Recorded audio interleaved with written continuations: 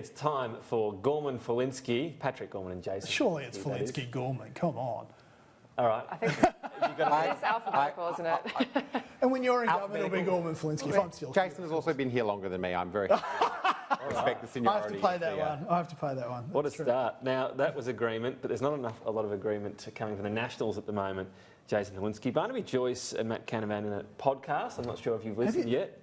They say no maliciousness or grand plan in the spill. It just sort of happened. Do you believe that? Yes, of course I do. It was organic. It's the National Party. They're into organics, as you know, so it just happened. Just happened.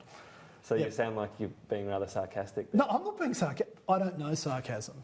You know, I'm from the inner city. So, I'm not quite sure where to go with this. Clearly this was planned. Clearly it was coordinated. Matthew Canavan resigned the night before. I mean, this sounds ridiculous, this podcast, doesn't it? Well, I think the events are pretty obvious. I mean, Bridget McKesney's resignation then created a spill, which Barnaby then said, well, if we're going to have a spill, then I'll stand for leader. And then that prompted what happened thereafter. So from that point of view, I guess it was organic, but yeah. How can we not have faith that this isn't going to happen again soon? Barnaby's said from the get-go, he's got his hand up if there's a spill. It seems like the tensions are still there. We're talking about potentially a breakaway faction in the LNP to represent Queenslanders. Yeah, so we're keeping it entertaining for you at this point in time.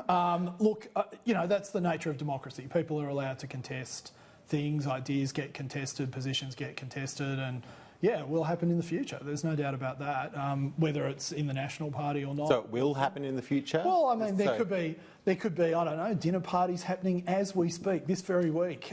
Patrick, I don't know if you're at them. Let's stick on the party that's actually having leadership tensions, the National Party. You're saying you expect that there will continue to be tensions? No, I don't expect there to be any more sort of leadership tensions in the National Party. Who'll be the Deputy Prime Minister at the next election? Well, I imagine Michael McCormack, but, as Shakespeare would say, who can look into the seeds of time, Patrick? What about the Otis dinner, Patrick? A group of 20 MPs meeting on climate change. Do they have a point about not going too far, making too drastic a pitch to voters? Well, I think it's reasonable that people would have conversations about our policy positions, a whole range of things. As you know, every single one of our policies is under review. But let's not pretend that a dinner amongst MPs is anything more than what it is. I mean, it's not a conspiracy. It's a dinner. It's a dinner. Can we clarify, were you at the dinner? I was not at the dinner, but I will also admit that I have eaten at Otis Restaurant, and it's a lovely place, and they've got a great wine list. I seem to be the only one that didn't have a good experience there. They put us right under the air conditioner. But I'll lend you a jumper. But you say everyone from Labor saying I just think it's a bit rich for you to complain about cold, because last time I saw Annalise, her face had gone deep crimson. It's because I'm an intrepid in-the-field reporter. Yeah, that's right. Tom Connell's home in the studio now. But it's my understanding, Labor says there's nothing in this, it's my understanding Joel Fitzgibbon was summoned to Anthony Albanese's office after this emerged. Look, I don't know anything about that, so whether your understanding is correct or not, I really couldn't comment. Trust me on it. I do trust you, Tom, but That doesn't imply it's nothing, essentially, does it? It was a dinner. And it doesn't excite me what my colleagues do for dinner. I'm going to let you in on a secret. I had dinner with my dad on Tuesday night. That was a lovely dinner. No conspiracy there either. He's not seeking Labor Party pre-selection for anything. Making sure he's going to vote for you at the next election. He doesn't live in my electorate, which I would like him to fix. But yes, no, he won't be voting for me at the next election. He'll be voting for my good friend Josh Wilson.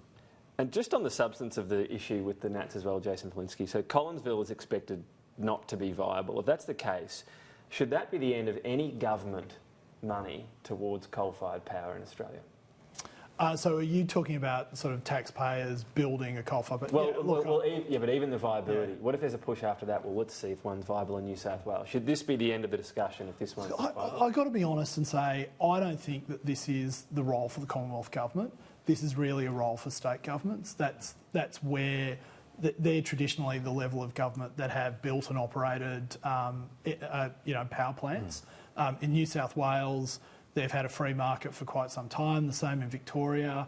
If there are private companies that want to come in and build or retrofit coal-fired power stations, then they should do so, and we should create the framework in which they can make those assessments and make those investments. So if you take out the factor of whether it's a state or federal government issue, you still don't have an issue with taxpayer money going towards exploring? Oh no, I'm a Liberal. I don't think that taxpayers should be involved in private sector businesses, and if they are, it should be to the minimal amount as possible, because what we've seen in history is that governments aren't good at running things. Even though one of the tenets of your government is supporting small Don't be so hard on the government, Jason. I mean, they're not good at running a few things. But, PJ O'Rourke said, Republicans don't believe government works, and they spend all their time getting elected to prove it.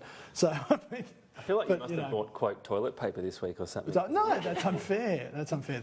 They're my two favourite. I've got one left. What's the last one? Well, I'm glad you asked.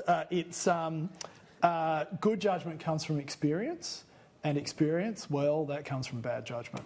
Your experience of the Nats and coal-fired he's now going to try and turn that into a question. What does your experience say about Just impossible. whether or not... But he won't leave an air-conditioned restaurant.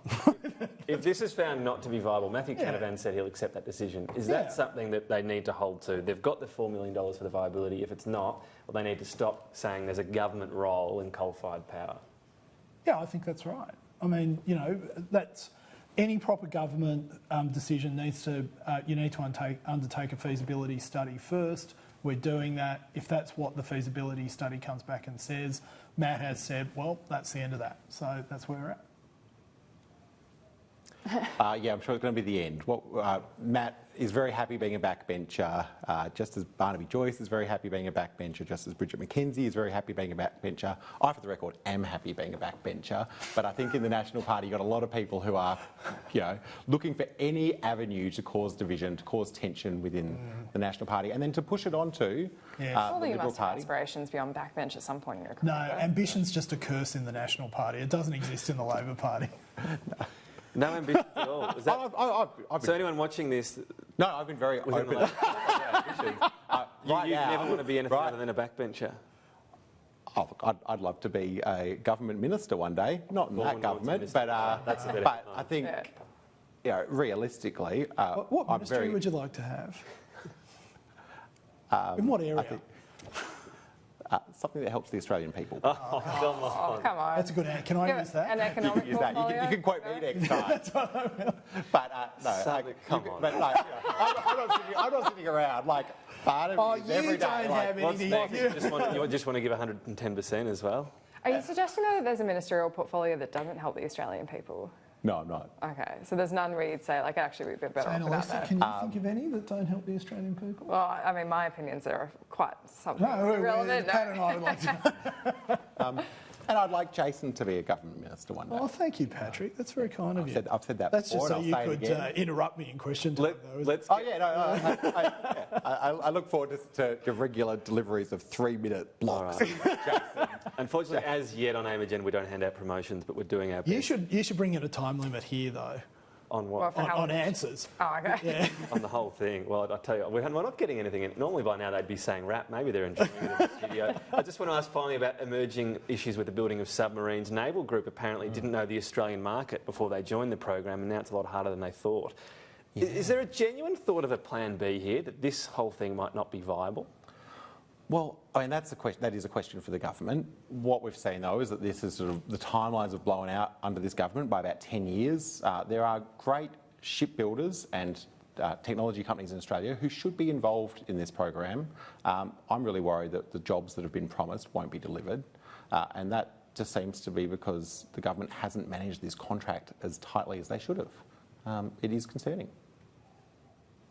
Jason? how's it all going? Look, I'm happy to say I know literally nothing about submarines, and if I started to find out about them now, I would still, by the end of my life, not know as much as the people who are on. Do you the read panel the articles who saying that made the build's in decision. real trouble and Naval Group doesn't seem to know the Oh Australian yeah, market? but can you really trust what you read in the newspapers these days? Yeah, Surely the absolutely. government had an obligation to make sure that they did know the Australian market. Surely that was part of the tender process. Well, we do. Yeah, I believe it was. I mean, one of the big things was instead of just outsourcing the building of military equipment here in Australia to someone who just sort of came in, did it and left with all the IP, was to actually get companies and contractors in Australia up the IP curve as well, so that they had technology that they can transfer. And of course there's been that two-way thing as well, where there's a lot of US military equipment being purchased out of Australia, so that, you know, we have this whole concept of force multipliers and things like that. Listen, if you really want to get into this, Andrew Hastie is the person to talk to. I just listen and go, and nod at this We'll point. try to get him on. Just finally, can I get your thoughts? Should we make Andrew the Minister for Defence so we can actually go and sort out this mess? Oh gosh, I don't want to get in trouble with Linda. So that's fine. That might be a promotion. Yes. Can I get your thoughts She on... has weapons behind her. So that's like kind of We've had Jackie Lambie on this morning saying that she's very not going nice. to be in any discussions on ensuring integrity until this Phil Gatchen's report into Sports Report's handed over to the Senate. Why isn't the government just handing it over? They've handed over reports before. Have we? Which ones? Absolutely, into Christopher Pyne and Julie Bishop's previous jobs. Oh, okay. Release them. Well, look, as my understanding was that this just follows the normal procedure where these reports are done, the findings are handed, and that's where we're at. So we're just following normal course of events. So I was unaware that there had been times where we've... And Does that give you pause for thought then? Well, everything you say gives me pause for thought, Tom, so I will take that away and contemplate. But it's a convention. You can subvert that. It's not a law. It's not a No, it's not a regulation. law, but I do think conventions are important. I mean, you would expect me to say. So the convention that the Pyne, Bishop and the Bilson reports were released should be followed then? Well, indeed, Tom. However, as I understand the convention is, these reports are done, the findings are released, that's what we've Is the convention more when it suits the government, they're going to release it? No, I didn't say that. I don't think that's the case. I think a convention is observed more often than not. And just finally, before we go, we do have an honourable mention for Mr Gorman today. It's a convention in the Sky News office that we have Treat Tuesday. Is it observed more than the breach? Everyone brings in a treat. Let me finish on Tuesday. Tom Connell forgot this Tuesday. And then we got busy man. We got a phone in Wednesday with a bag of Skittles. So Patrick Gorman's actually been the biggest contributor to the Sky News Treat Tuesday this year. Look at that. Look at What those is that, chocolates. Patrick? This looks like a postmodern sculpture of something. And that's our office manager, Tom O'Brien. It was a Patrick Gorman keep cup full of chocolate Easter eggs. I wanted to be the first in Parliament. You know, Coles and Woolies beat me, but I want to be the first in Parliament with Easter eggs for 2020. That's fantastic. So thank you, Patrick. I'll drop some off to your office, Jason. Please do. Great to be made aware of this before we go to this segment. I'd like to point out... You can make So viewers, this is why Patrick got an easier time Treat today. Tuesday. I'm off sugar at the moment, but I selfishly... You can have a savoury treat. Skittles on the Wednesday, on my call. An important convention, you know? All right. Did the Skittles? Did you get forgiven after the Skittles? No. They No. said it was unhygienic because I put them all in one big bowl. Coronavirus like a is bar out there. Yeah.